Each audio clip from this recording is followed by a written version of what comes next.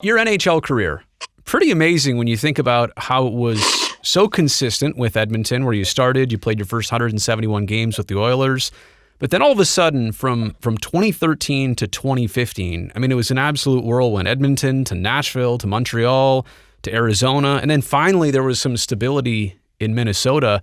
Not really about the Edmonton part, not really about the Minnesota part. How about all that stuff in between where you were just kind of moving constantly? What was that like?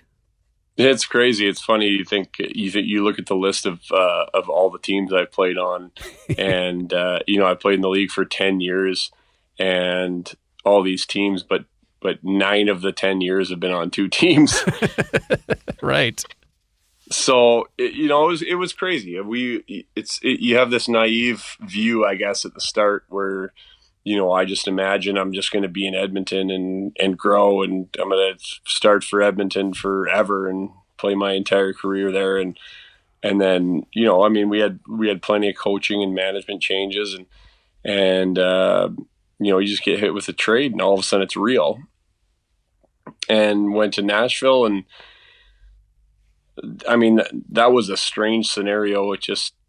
It felt like they traded for me because they wanted me, but then 2 days after they didn't want me anymore. And I mean, I played 2 games in 2 months, and then they traded me to Montreal, and immediately I'd already cleared waivers in Nashville. So they immediately put me to Hamilton and told me that I was going to play the weekend in Hamilton. And then they'd call me on Monday to kind of reassess, and never really got that phone call. So I was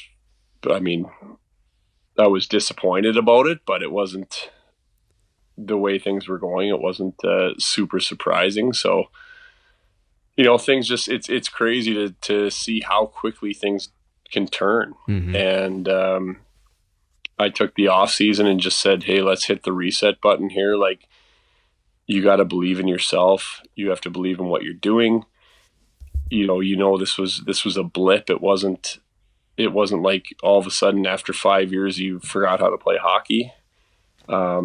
Let's not look into this too much. Let's just hit the reset button. And fortunately, I had a great opportunity in Arizona with some familiarity with Sean Burke and Dave Tippett.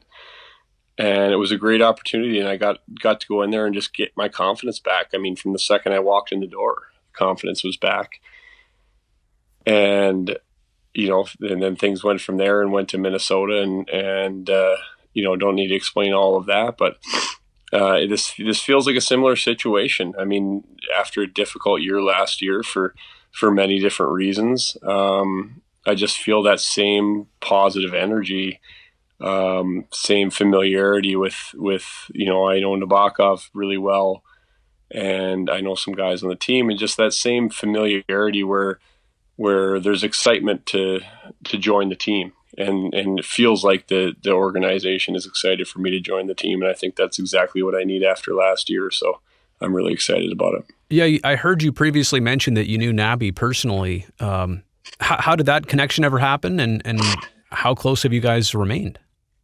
So I've worked with Adam Francilia, who works with the Sharks as well, as a strength coach, and I've worked with him for 6 years now, give or take. And he puts on a goalie camp in the summer every year for a week, and so Nabby came to a few of them, probably 3 years ago, I guess, starting. And so I met him there and just spent a week with him and had some fun times and on the ice and went for dinner here and there, and so it was a nice familiarity to have somebody that knows me, and it was the easiest conversation I've had, picking up the phone and giving him a call.